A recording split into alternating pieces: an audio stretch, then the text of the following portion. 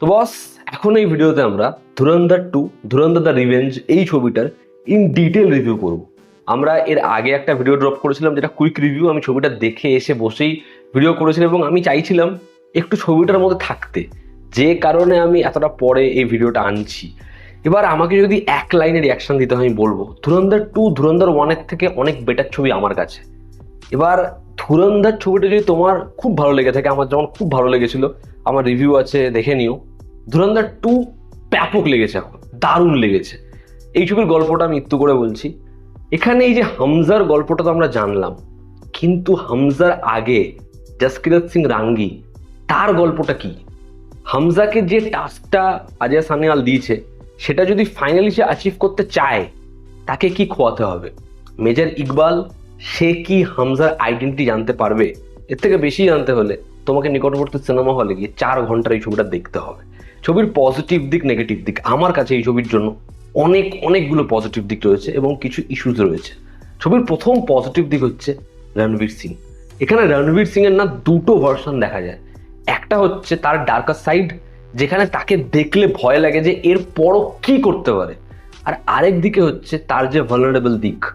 তিনি আর ইতে আমি সবার আগেইনস্টে কি একটা কথা বলেছিলাম, হামজা কিন্তু নিরীহ মানুষদের কখনো মারবে না এবং ওরও কিন্তু একটা দগ্ধ দিক রয়েছে। এবার সেটাতে তখন কেউ এগ্রি করেনি, ছবিটা তোমরা দেখো। হামজার যে দগ্ধ দিক, ইমোশনাল যে দিকটা, সেটা এই ছবির বেস্ট পার্ট। ইমোশনটা ফিল করা যায় এবং ইমোশনালি ধুরন্ধর পার্ট 1-এর থেকে পার্ট 2 অনেক এগিয়ে। দুটো ছবিতে সেট পিস রয়েছে, একটা ব্যাক স্টোরি এবং একটা হচ্ছে ইন্টারভেলের পরে। তোমরা ইমোশনটা এরকম ভাবে ফিল করবে যে তোমাদের সেখানে আফসোস হবে। এই ছবিতে যেভাবে রণবীর সিং নিজেকে ক্যারি করেছে, তার যেরকম কস্টিউম, যেরকম তাকে দেখতে লাগে ভয়ানক, সে দুর্ধর্ষ পারফরমেন্স দিয়েছে। কোন অ্যাক্টর বেটার, কোন ছবি কি, রণবীর সিং এর তুমি ফ্যান হয়ে সিনেমা হল থেকে বেরোবে। যেরকম ইমোশনাল সিন, যেরকম ডায়ালগসে, যেরকম আগ্রেশন, যেরকম এনার্জি, সেরকম হচ্ছে অ্যাকশন। রণবীর সিং এই গোটা ছবিতে ছেয়ে আছে। যেরকম পার্ট 1 রহমান ডাকেতকে মনে রাখবে, পার্ট 2-তে জসকিরত সিং রাঙ্গি এবং হামজাকে মনে রাখবে রণবীর সিং তুখর। এখানে সঞ্জয় দত্ত বলি, এখানে অর্জুন রামপাল বলি, এখানে আর মাধবন বলি, প্রত্যেকে নিজের কাজ খুব ভালো করেছে। ইভেন সারা অর্জুনও নিজের জায়গায় যথেষ্ট ভালো, তার সিন কম বাট ইম্প্যাক্টফুল। কিন্তু এখানে জামিল সাহাব এবং এখানে হচ্ছে হ্যান্ডেলার, দুজন জাস্ট চুমু। ছবির সেকেন্ড পজিটিভ দিক হচ্ছে এই ছবিটা টেকনিক্যালি ভীষণ ভালো একটা ছবি। ছবির অ্যাকশন সেট পিস যদি তোমাকে মস্তি না দেয়, আমাকে বলো ছবিতে শেষ 30-40 মিনিটে যে লেভেলে অ্যাকশন দেখিয়েছে, তোমরা ট্রেলারে যা দেখেছো সেটাকে যে জায়গাতে নিয়ে চলে যায়, সেটা স্টেজিং ব্যাপক। ছবির ব্রুটাল সিকোয়েন্স, একটা ছোড়ার এরকম সিকোয়েন্স রয়েছে এবং তারপর যেটা হবে তোমরা খালি দেখো, ভয়ানক, লিটারালি ভয়ানক। এই ছবির মিউজিকের কাজ, সেটা আবারও ব্যাকবোন। হয়তো পার্ট 1-এর মতো এবার প্রচুর ভাইরাল ম্যাটেরিয়াল নেই, সিনেমা হলে ছবির মিউজিক তোমাকে বিভৎস ভাইবস দেবে। তুমি বাড়িতে এসে মিউজিক শুনবে, আমি নিজে শুনে এটা বলছি। যেরকম শাশ্বত সচদেব কাজ করেছে ভাই, তুমি বস গুরু। এবং তার মিউজিককে যেভাবে এডিট এনহ্যান্স করেছে, মিউজিকের দ্বারা সিকোয়েন্স কেটেছে, বিটে চপ করেছে, ব্যাপক, জাস্ট ব্যাপক। মানে ওই সিকোয়েন্সের যা মজা না, যত ভালো স্ক্রিনে পারবে ছবিটা দেখো তোমরা মজা পেয়ে যাবে। ছবির সিনেমাটোগ্রাফি, যেভাবে হ্যান্ডহেল্ড শট নেওয়া হয়েছে, যেরকম ভাবে রেফারেন্স রেখে শট নেওয়া হয়েছে এবং লাইটিং কন্ডিশন অপূর্ব। এই যে ডার্কনেসটাকে যেভাবে সেল করেছে, তোমরা দেখবে প্যাটিনসনের যে ব্যাটম্যান, সেটার যে ওপেনিংটা, যে ওরা ভাবে আমি শ্যাডোতে রয়েছি কিন্তু আমি শ্যাডো, ওটাকে যেভাবে দেখায়, ব্যাটম্যানকে দেখলে কিন্তু দর্শকের প্রথমে একটু ভয় লাগে। এখানে সেকেন্ড হাফে যখন হামজাকে তুলছে, ঠিক রেড লাইটের মধ্যে দিয়ে বৃষ্টির মধ্যেও আসছে, যেভাবে অ্যাপিয়ার করছে, ওই জিনিসটা ফিল হয়। ইদানিং দেখবেন বহু ছবির ক্ষেত্রে ভাইরাল হব কি করে এটা খোঁজা হয়। হিরোর লুক হোক, হিরোর একটা ডান্স স্টেপ হোক, একটা ক্রিন জিনিসপত্র করলো, সেগুলো হবে ভাইরাল মেটেরিয়াল। বা এমন কিছু গানের লিরিক্স যেগুলো শুনলে আপনার মনে হবে এর থেকে নোংরা কিছু হয় না, কিন্তু সেগুলোই ভাইরাল হচ্ছে। ধুরন্ধরের ক্ষেত্রে কি ভাইরাল হচ্ছে? কন্টেন্ট ভাইরাল হচ্ছে। কি ভাইরাল হচ্ছে? স্টাইলিং ভাইরাল হচ্ছে। এই ছবিটা একদিকে যেরকম মোমেন্টসের পর মোমেন্টস প্রোভাইড করবে ড্রামায়, ঠিক উল্টো দিকে এই ছবির সিকোয়েন্স কি লেভেলে স্টাইলিশ আপনি খালি দেখবেন। ছবিতে একটা টেক্সট পড়ছে ডায়ালগসের সাথে, যেটা আগের বারও হয়েছিল, সেটা আপনি মনে রাখবেন। ছবিতে একটা ক্যারেক্টার, সে কোনটা বাজবে, কোনটা চুজ করবে, এবং সে যখন ফিরছে, এটা আপনি মনে রাখবেন, এটা নিয়ে বারংবার কথা হবে, সেটা আপনি বারবার দেখতে চাইবেন। এটা হচ্ছে একটা ছবির ইমপ্রেশন, যেটা এই ছবিটা ছাড়তে পারে। এবং একটা ছবি এমন এডিট কাট বানিয়েছে যেটা নিয়ে গোটা ইন্টারনেট কথা বলবে। যে ছবির কাটস নিয়ে, ছবির যেরকম সিকোয়েন্স তৈরি করা হচ্ছে, সেটা নিয়ে পরবর্তী সময় আলোচনা হবে যে এরকম ভাবেও মেইন স্ট্রিম ছবি বানানো যায়। তো এই এক্সাম্পলটা ধুরন্ধর 2 সেট করেছে, যেটা আমার কাছে হিউজ। এবং অবভিয়াসলি এই ছবির সেট ডিজাইন, যেটা তুখর, ছবিতে যেভাবে আর্টের কাজ হয়েছে বিভৎস প্রশংসনীয়। ছবির কালার গ্রেডিং, যেভাবে একটা গ্রে ডার্ক শেড ধরেছে, অপূর্ব। ছবির স্ক্রিন প্লে, ডায়ালগস একদম অ্যাপ্রোপ্রিয়েট।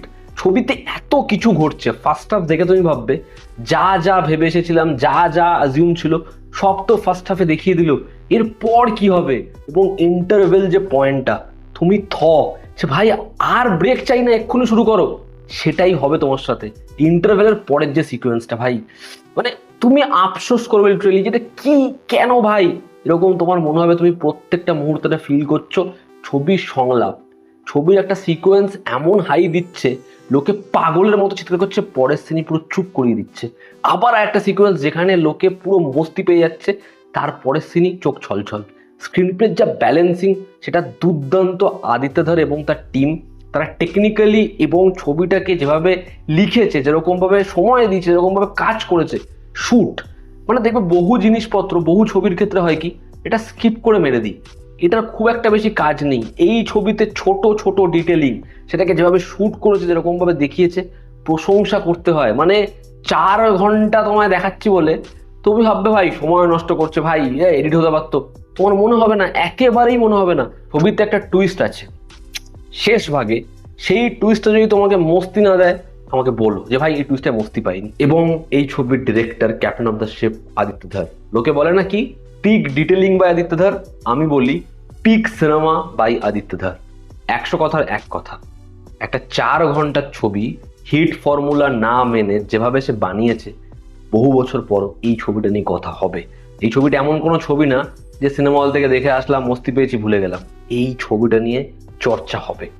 এবার যদি ছবির নেগেটিভ দিক বলি, আমার কাছে এই ছবির জন্য না অনেক নেগেটিভ দিক, বা অ্যাটলিস্ট 20% নেগেটিভ দিক নেই। তার কারণ ধরো আমার একটা দুটো পয়েন্ট ছবিতে ইস্যু মনে হচ্ছে, আমি দেখছি পরক্ষণ আমি সেটা ভুলতে যাচ্ছি।